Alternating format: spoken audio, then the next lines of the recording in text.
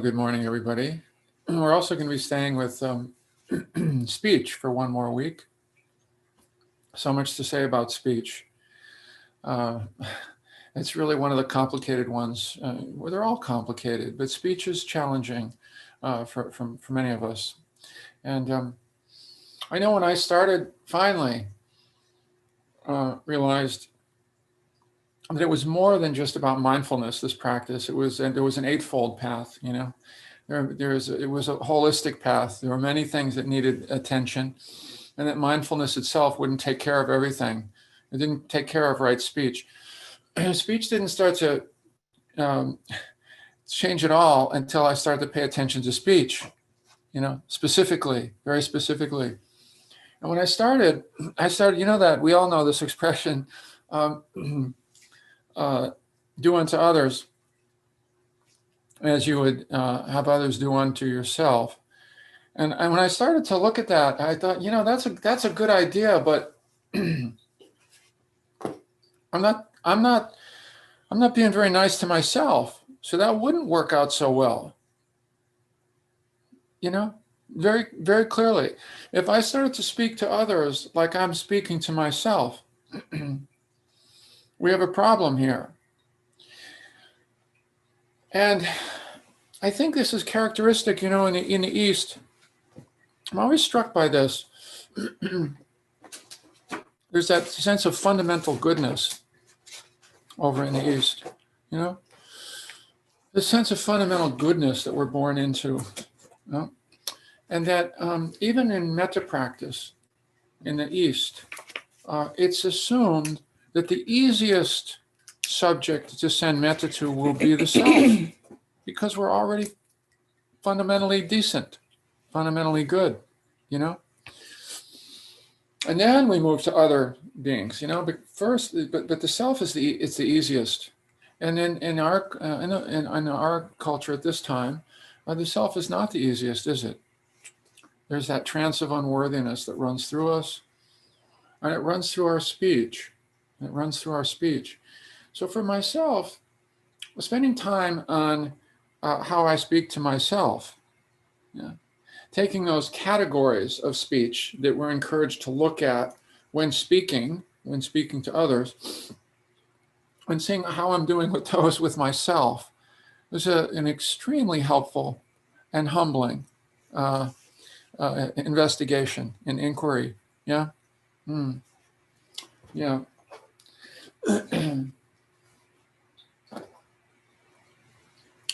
We've mentioned this to you once before. We know a Gestalt teacher who said, I just love this this inquiry. It's really an inquiry that she's offering us. A Gestalt teacher at Esalen. She said, if you whispered everything that you said to yourself into my ear today, would I have had a good day? If you whispered everything you said to yourself into my ear, would I have had a good day? Oh my goodness. What a wonderful inquiry, Gotta find out who's naughty and nice. The good thing is, how am I being nice to myself? Do I whisper nice things into my own ear? Yeah. And generally, this is a very challenging topic. Now, the four areas of speech that we're encouraged to look at are: number one, lies, lying.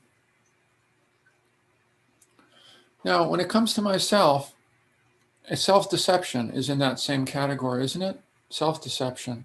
You know how we do that? And rationalize behavior. Which we know, we kind of fib to ourselves. We do a white lie to ourselves a fair amount of the time, yeah? Seeing how often I do that was extremely helpful. And seeing how it actually felt, if I just really stayed with it for a moment, watch the dance of either doing something but I kind of knew it was a little bit, just a little bit sketchy, or a little bit selfish, or a little bit, just a little unkind. And there comes the rationalization, or the lie, or the little white lie right on back. Well, that person deserved it, or I deserved it. I know the sign said, only take a moderate amount of food until everyone has a share, but I didn't take that much asparagus yesterday, so I'm taking more of this today. Whatever it might be, I'm not talking about huge violations here. I'm talking about the everyday. The everyday, when we drill down, when we zoom in a little bit more, the everyday small moments where rationalization or self-deception might occur, huh? And beginning to notice those. Yes, of course. I also want to pay attention when I put it out here to someone else, to the world. But what am I doing with myself? How about slander? Slander. Huh? Bad mouthing someone else, speaking about someone else who isn't in the room that's a good investigation in of itself. How often do we do that? Disparagement, denigration, defamation, defaming ourselves, right? How do I do that to myself? How do I say to myself, I'm not a good person? I shouldn't have done that. Yeah. I am not worthy. What's the narrative around our worthiness that runs through our psyche? Yeah. How often do we repeat those small, I'm not capable? When do we say that? Have you said that about the meditation practice? I'm not capable of doing this. Isn't for me. I can't go deep in this practice. Somebody else, but not me. I don't have the fill in the blanks. The perseverance. No, this is not the story of my life. Yeah. The narratives that we tend to reinforce, subtly, sometimes not so subtly. How are we doing with slander toward ourselves? And of course, harsh. Don't get me started on this one. Harsh, rude, critical. Well, okay. I want to pay attention when I'm harsh or rude or critical out here. But how about the way I speak to myself? The way I judge myself? Huh? The way I compare myself unfavorably to others? How often is that going on? How often do I remind myself of how I'm not meeting up to my own expectations? Or, that really poignant dance that we do, set the bar so high for ourselves,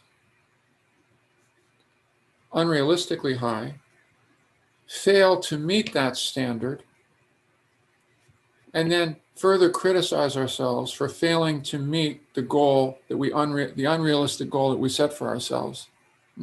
How often do we do that with our perfectionistic tendencies? How's that working? How does that relate to our quality of life? Yeah. When we're continually repeating that narrative of, okay, but not quite enough. I'm not quite enough. I'm not quite okay. I'm just not quite okay. Someday I will be, though, but not today. Not today. Not until I clean this up, finish that up, work that through, let go of that, keep that around, be more consistent. Something. I'm not consistent enough. I'm not something enough. Well, what a humbling investigation that one is. How can I speak? How I can't do unto others as I do unto myself in that regard.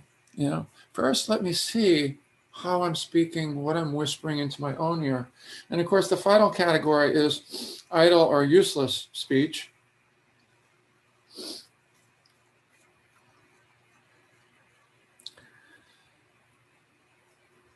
Joseph Goldstein has said to me more than once, the mind knows no shame. You know, the mind knows no shame. The mind knows no shame. It runs wild in there, doesn't it? Yeah, it runs wild in there.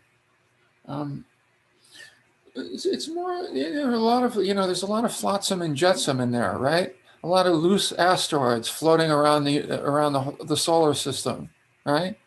I, idle and idle and useless self-talk. It's kind of like a squawking, that a real squawking bird sometimes, isn't it? Always. Yeah, either complaining about myself, complaining about somebody else. If only this were different. I mean, it goes on and on and on. And they've done research. I think I mentioned it to you once, that the idle mind, the wandering mind, is very much correlated with unhappiness. When we just let it, it's not when we just let it run wild, it's when we invest in its wild runnings around. It's when we really go, yeah, and really want to double down on it and really want to, like with a dog with a bone, that sense of, it's useless, but now it's useless and it's useless and it's got, yeah, I'm going to put some fire in it. I'm going to put some more. I'm going to put another log on that fire, on that useless, careless speech. Do you know? That's where it can kind of really create trouble for ourselves. As long as we just notice the stuff floating through, that's one thing. Yeah. So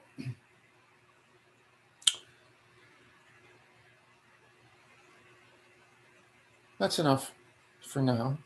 But part of right speech, and a really important part of one for me, was starting to tune into how I speak to myself, whether I'm whispering, and that's just why, one of our favorite mantras, Susan and myself, are, that we say to ourselves and to each other. I'm thinking at least every day, sometimes more than once every day, at least once every day, more times to myself, that you're still a good person. I need to consciously put it in there sometimes, and then that also brings a smile and it starts to change the landscape a little bit. So, making sure that we're also tuning into our speech in here. Okay. Yeah. Then I'll, I'm more likely to do unto others as well. I have noticed that correlation. When I'm having a day where I'm whispering a little bit more nicely to myself,